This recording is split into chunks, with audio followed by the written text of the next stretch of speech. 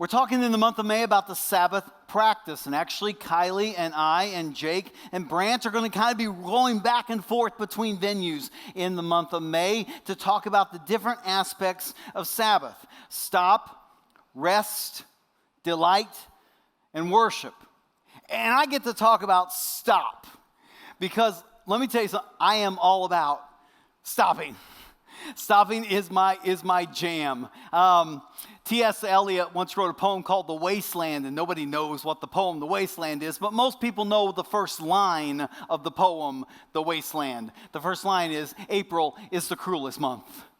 And I don't know about you, but anybody get to the end of April and go, yep, I'm glad that one is done? It was a lot going on in April, so many wonderful things. And it's like, even when things are going great, and there were so many great things, but it's like, even when things are going great, there's almost this sense of this low-level fatigue. Even when things are just doing awesome, there's this low-level fatigue that we kind of wear almost like a coat.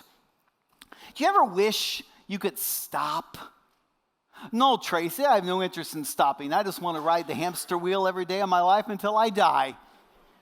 Nobody says that. There's not a person in this room that hasn't thought from time to time, boy, it'd sure be nice to stop. It'd be great if we could just turn off the fire hose for just a minute. And our culture's picked up on this, and it shapes their marketing. I mean, think social media and its curated images of lounging in bed and hanging out with friends, and everyone smiling and laughing like they're the only ones in on the joke and you're not. The billion-dollar business of advertising that tries to convince you your world will be so much more peaceful if you just use their product. Now, the world would never say it like this, but what they are really doing is they're selling you Sabbath. The word Sabbath in the Bible means to stop. It means to cease, to be done with something. And our problem, let's be honest, our problem is not in our search for peace or our desire for peace. There's not a person in this room that doesn't want peace. Would you like peace? Oh, no, thanks. I've got plenty, thanks. No one would say that. That's not the issue. The problem is that we are often too satisfied with superficial peace. We just want the wheel to slow down just a little bit and we're happy. I just wish that kid would stop talking for 30 seconds and everything would be so much better. And we miss the biblical idea of shalom. The word means peace. It's the Hebrew word for peace, but it goes deeper than that. It's more than just peace. It's an understanding and a contentment that things are as God created them to be. Sabbath is peace with God. It's more than just a day off. It means that we live our lives in rhythm with the Father, that we reflect the joy that comes from our being with Jesus, not just one day a week, but every moment of every day. And man, if that's what you long for, you're like, man, that's the kind of peace I want. I got good news for you. Sabbath is free. Sabbath is absolutely free. It's a gift from the Creator to His creation. But at the risk of baiting and switching, I need to tell you this. There is a price to pay. Sabbath is free, but there is a price to pay because like any practice of Jesus, there's a choice to be made. If you want to develop a prayer habit, if you want to become a person of prayer, then you will devote your time and your resources and your priorities to doing that. If you want to practice radical generosity, it will force you to think about how you're spending your money. Because if you want to be generous, you need to watch out. It's been my experience that Christ followers have this love-hate relationship with Sabbath. When we walk through the Practicing the Way course, the first practice we talk about is developing a prayer rhythm. And we say, okay, we need to pray every day. And everyone in the room's like, bring it on. Makes perfect sense to me. Let's do it. Let's make it happen. Later on, we introduce Scripture, the reading of the Bible. And everybody in the room's like, that's a good idea. We should read our Bible. That's a good thing. And then we get to Sabbath. And everybody loses their ever-loving minds. It is literally weeping and gnashing of teeth. No lie. The very first group I ever walked through practicing the way with, when we got to Sabbath, there were people in the room crying. And it wasn't because they didn't like the idea of Sabbath. They liked the idea. They just had no idea how it fits into the framework of their existence. They love the concept of Sabbath. They just don't see how it's going to work. So let me ask you a question. Why don't we stop? If we're all in favor of stopping, right? Anybody here against stopping? I don't think so. So why don't we? We could say, well, there's just too much to do, right? There's work and chores and family and ball games. You go to bed late, you can't sleep because you're thinking about all the things that you have to do, and all of a sudden it's morning and the process starts all over again, right? Some of you are like, well, we don't need to stop. As if it's somehow more spiritual not to stop. I love it when someone says something really intelligent like, well, the devil never takes a day off. There's just two problems with that. Number one, I don't follow the devil. I follow Jesus. And secondly, I've read the Bible, and the devil loses when it's all said and done. If we're honest with ourselves, we might admit that we get some pleasure out of running a little faster than the other guy. I mean, it really, if we stop, it's not, think about the age-old question, right? How are you? How are you? Right, fine, I'm good, right? Doing great. Some of you, you know how some people answer often? How are you? Busy? Busy? How are you? Tired? And we wear that like some kind of badge of honor, like we somehow feel less than if we don't answer that way. You ever walk up to somebody, how are you? Rested. Why are you laughing? Because that statement sounds so odd, right? You're not used to people saying that. You're used to people saying, I'm exhausted. I got so much going on. We wear it like a badge of honor. My friends, I think the most spiritually concerning reason why we don't stop, the most spiritually concerning reason is because we don't believe we actually can. We don't believe we actually can stop.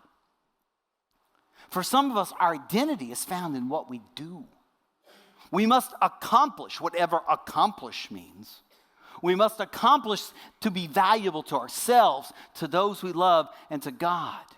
And the world perpetuates and rewards that drive. We are perpetually connected. And with that perpetual connection comes expectation. You ever have anybody text you and you look at it and go, I'll answer them later? And 15 seconds later, where are you? Why? I remember leaving the church office and no one knowing where I was. We call those the good old days. Nobody knew where we were. You ever take a work call at home? You ever jump on a quick Zoom call during vacation? You see, we believe we should stop until something gets in the way of us stopping. So why do we need to stop? First reason I think we need to stop is because God did. Look at Genesis chapter 2. Genesis 1 is the creation. In the beginning, God created the heavens and the earth, all that stuff. And at the beginning of chapter 2, it kind of gives us a summary statement. It says this, chapter 2, it says, the creation of the heavens and the earth and everything in them was completed. On the seventh day, God had finished his work of creation, so he rested from all his work. And God blessed the seventh day and declared it holy because it was the day when he rested from all the work of creation. Now, I think it's safe to say that God isn't tired. He's not resting because he's exhausted from the experience. So we have to realize something, don't we? Sabbath is about more than just fatigue. We treat Sabbath as some kind of rest day, and it is for human beings. It is a time of rest. It is a time of resetting. There's a rhythm involved in the process, but there's more to it than that.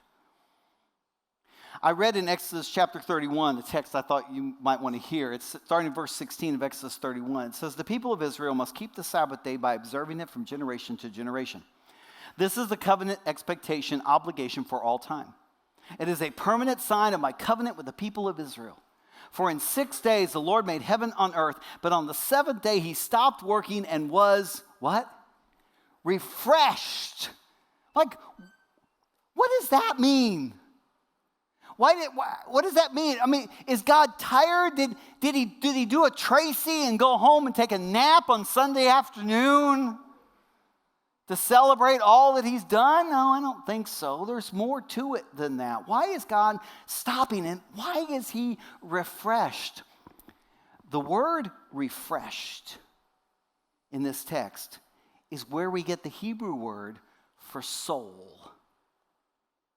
It indicates this sense of spirit, wind, breath. I figured this out my first year at Easter at the arena. Easter at the arena is an amazing event. But there's a lot of us, hundreds of us, that are running around like little chickens with their heads cut off, trying to make sure everything is set in place so we can roll. And my job was getting all the people ready for baptisms, and we got them lined up, and they were getting ready to go into the baptistry. And for the first time during Easter weekend, I had a moment to myself. I was able to kind of just stop and look around. And I remember how good it felt to see God moving, and I watched everybody worshiping, and I remember just looking around going, wow. That's what God is doing here. You remember the creation account in Genesis when God said it was good? He created things every day and it was good. Well, at the end of Genesis 1, he says this: God looked over all he had made and he saw that it was very good. God wasn't resting because he was tired. He took a moment to stop and soak in all he had done. My friends, that is Sabbath. It's not about needing a break or taking a day off. Sabbath is a moment in time when we stop and are amazed at everything the Father has done. We stop because God stopped. Secondly, we stop because Jesus is worth following. Jesus lived his life in rhythm with the Father, and he showed us how to live life in rhythm with him. Jesus moved back and forth between two pillars of spiritual formation. He moved between solitude and community. In other words, Jesus spent time with the Father in order that he could spend time with his people. And there's a rhythm in us as well. We are created to rest in him and be refreshed to life with one another. That's why I get a little perturbed when I read Bible studies and it talks about Jesus violating the Sabbath. Jesus didn't violate the Sabbath. Are you kidding? Jesus showed us what Sabbath could be. He brought it to its fullest potential. I love Mark chapter 2. Where Jesus said to them, the Sabbath was made to meet the needs of people, but not people to meet the requirements of the Sabbath. The Sabbath was made for man, but not man for the Sabbath. So the Son of Man is Lord, even over the Sabbath. It's so funny because people read this. Look, we have to understand something. The people in the Bible, you're not them. You are a totally different group of people. How do I know? Because people in Jesus' day were burdened and weighed down by all of these Sabbath regulations and rules and all the stuff they had to do. That ain't our problem. Do you know what our problem is? Our problem is we don't do Sabbath at all. That's our problem. Did you know the longest commandment of all the 10 commandments? Anybody know what the longest commandment by words, number of words? 37% of the 10 commandments are included in the fourth commandment. Exodus 20, starting in verse 8. Remember to observe the Sabbath day by keeping it holy. You have 6 days each week for your ordinary work, but the seventh day is a Sabbath day of rest dedicated to the Lord your God. Stop there. He says it's a dedication day to the Lord. When you read the Ten Commandments, there are 2 sections to the Ten Commandments. The first 3 of the Ten Commandments related to our relationship with God. No idols, no graven images. Do not take the name of the Lord your God in vain. Those are the first 3. And then we're introduced to this one, the Sabbath day, and talks about a rest dedicated to the Lord your God. But then he goes on. Look what he says next. This is important. Look what he says next. He says, on that day, no one in your household may do any work.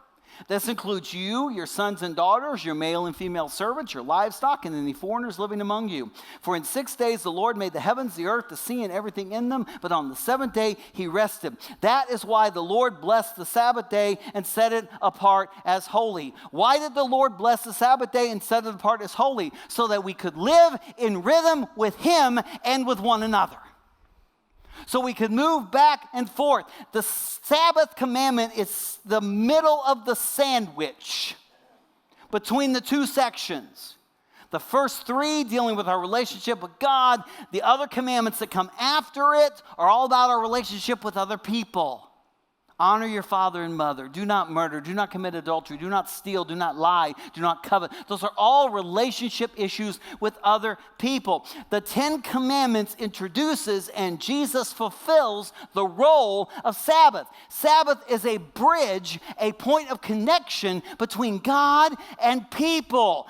Every time in the Bible where Jesus is celebrating Sabbath, doing something on Sabbath, it is contextually tied to his connection to God and to people, bringing them together, worshiping, teaching scripture, walking through grain fields, healing. My friends, one benefit of stopping for Sabbath that we often miss, it's so much easier to see people when we do. As apprentices to Jesus, we're called to become like him, to adopt his heart and his voice. And it's so much easier to do that when we stop and take a moment. I got to go this past week to Philo up at Willow Creek in Chicago. Philo stands for First In, Last Out. It's a worship and tech conference. And I don't know if you know anything about me, but let me be perfectly clear. I know nothing about either one of those 2 things. I don't know worship. I couldn't spell tech if you gave me the first 3 letters. I don't have a clue. I told him, I said, I went to a workshop on how to run a board, and I was like, man, I'm going to run this board. And Daryl's like, no, you're not. And he's exactly right. So why did I go? I don't do worship. I don't do tech. I went because I wanted to be with my people. I went because I wanted to spend a few days with my community to really listen to them and hear what it is that they need to say. You see, whenever you stop for Sabbath, one of the benefits, we think about our relationship with God, and that's important, that's vital.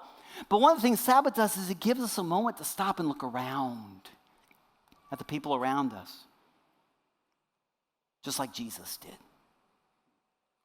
And finally, we stop because our souls need it. Our souls need it. I think we're pretty much aware that a lack of Sabbath can hurt us physically.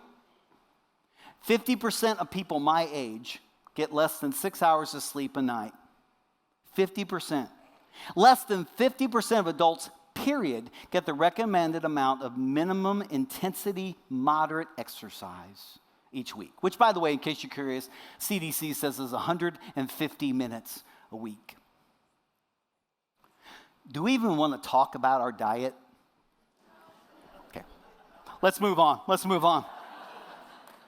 The long and short of it is, we are so exhausted from our habits that we can't even think about Sabbath. We try to take a day off every once in a while for our own sanity's sake, or we just get sick and have to stop. My friends, lack of Sabbath is killing us. But there's a deeper issue. And it's more than just physical. It's what happens in our souls. I thought about just last week, I was in a conversation with somebody, and I found myself getting angry with them. And I'm like, Tracy, why are you getting angry with them? They didn't say anything wrong. They didn't do anything wrong. Why are you getting so upset? Because the reason why I got upset was because I was so tired and out of whack that I could not process what he was saying. I struggled in my relationship with him because over the past several weeks, I've allowed my Sabbath to be interrupted. I've stopped stopping. All the wonderful parts of ministry, my friends, great things that ministry can do, can become obstacles to following Jesus. Obstacles to who you are created to be. I have a brother, an older brother, who's a Seventh-day Adventist. And I have a lot of contention. There are issues that I have with the Seventh-day Adventist. But I tell you one thing I really appreciate about them. They are strict on Sabbath. They take their Sabbath seriously. Do you know there's research that indicates Seventh-day Adventists live 11 years longer on average than everybody else? Do you know that? The World Health Organization says the average man in the United States lives 77 years. 77 years. The Seventh-day Adventist lives on average 11 years longer than that. And this one person I was reading said, can you imagine? God gave them their Sabbaths back. All the days that they took, God gives back to them. Guys, we have to admit this. Stopping helps our soul in one very important way. It forces you to admit that you are not in control and to put your trust in God. Because if we're honest, that's where the rubber meets the road. We struggle with a sense of control. I had a conversation recently with a mom, and this lady rocks, man. I love her so much. She's making a kingdom difference in her home, with her family, with her community. She is knocking it out of the park for the kingdom, and she is exhausted. And as we talk, she asked the question that many of you have been asking underneath your breath since we started this thing. Who's going to do all this stuff that needs to be done? Sabbath sounds great, Tracy. How are we going to get it all done? Some of you may remember the book back in the day, Charles Hummel's book, Tyranny of the Urgent. In his book, Tyranny of the Urgent, he asked a question at the very beginning of the book. He said, what would you do if you had 30 hours in a day? Not 24 hours, but 30 hours in a day. What would you do? You know what the answer is? Exactly. You would spend it. You would use it. It's not about hours in a day, really. It's about our attitude toward our life. 10 years ago, I was in a preaching ministry and had been struggling, going through a really rough season. And it had gotten to me physically. I actually had a pretty bad case of pneumonia. And I called my spiritual director. We didn't call him that back in the day, but that's what he was. I called my spiritual director and I said, look, I'm sick. And there's a lot going on here at church. And who's going to do all this ministry stuff that needs to happen? And I will never forget his response. He said, Tracy, who's going to do all this work when you're dead? Who's going to do all the work when you're dead? Because it belied in me a sense of trust in God. Who's going to do it? God's going to do it. It is God who provides for your family. It is God who gives you breath and life. It is God who gathers the harvest here at Second Church of Christ. And when my Father calls me home, his work goes on. But my friends, when we are not willing to stop for Sabbath, we run the risk of telling God, I don't trust you to do this. I need to be in control because I'm afraid of what will happen if I let go. And look, I don't have an easy answer for this. I am a first-class grade A valedictorian of hypocrite school. I'm not going to sit here and tell you I got this all figured out because I don't. But I'm telling you, we need to. This may be the best question you should ask yourself. If God asks me to stop for Sabbath, do I trust him enough to do it? If God tells us that Sabbath is such a vital part of your relationship with him and with others, do you trust him enough to do it? So how do you stop? I'm a next steps kind of guy.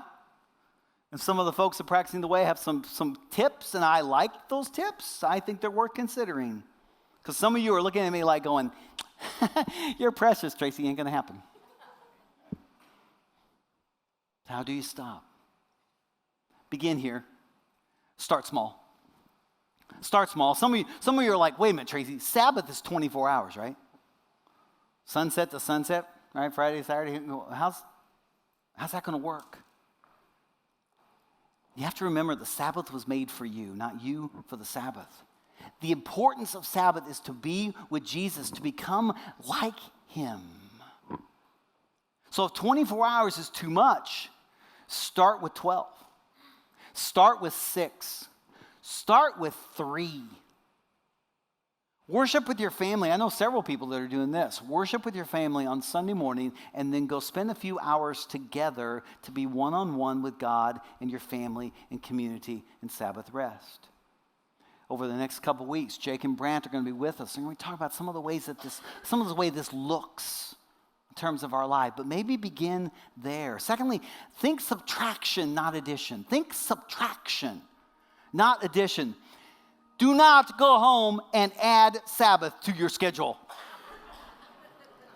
I promise you, you will crash and burn, and it will be ugly. Don't do that.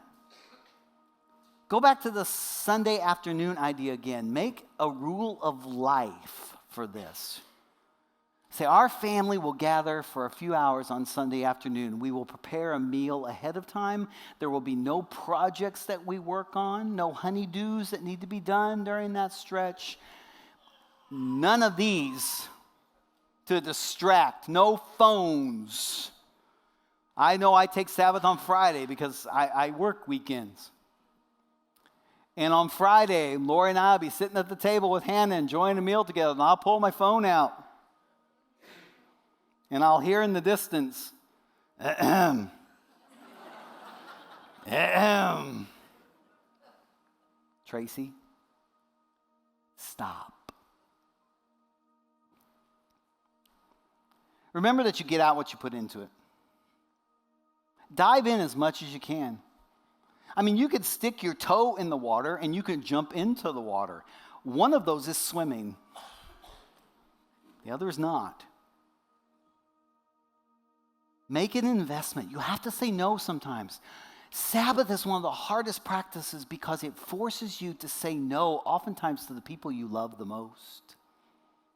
It's one of the hardest practices because you kind of have to be on the same page.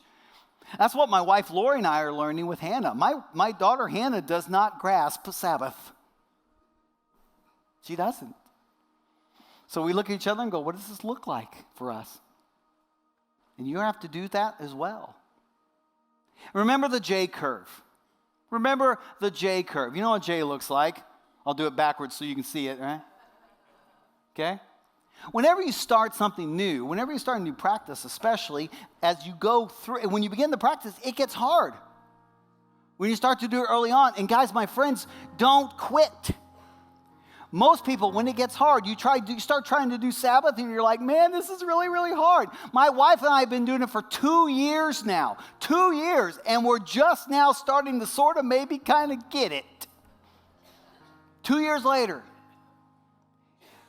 People get to the bottom of the J curve, and they're like, it's just too hard, and I quit. Don't quit.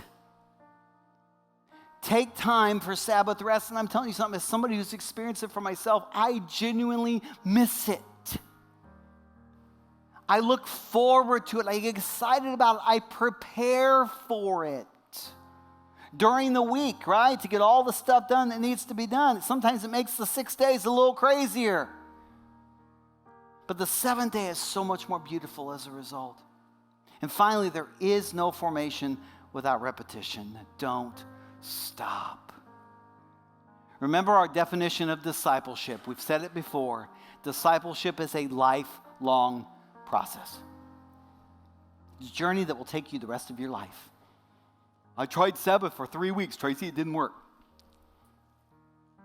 Keep going. Keep trying. This morning, as we prepare our hearts for communion, it seems appropriate to issue an invitation to stop. Jesus, thank you, Jesus. He was so good at stopping. Communion is an invitation to remember his body and his blood. Communion is an invitation to examine ourselves in the body of Christ.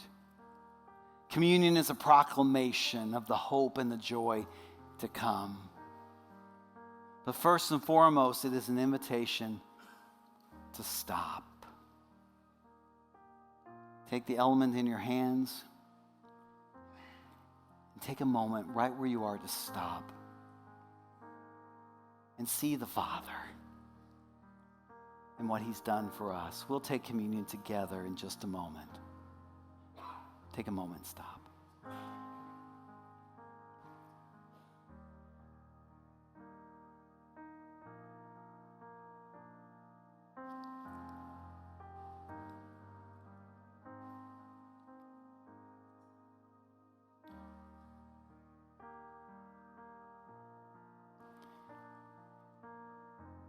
Jesus, we stop and thank you for your body that was given for us.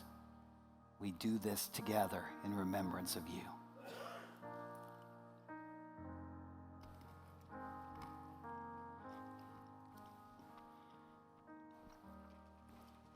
Jesus, we stop and thank you for your blood of the new covenant poured out for us.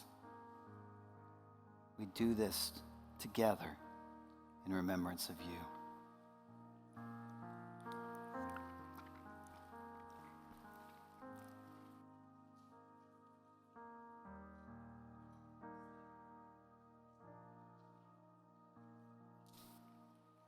Jesus, thank you for showing us the way to Sabbath.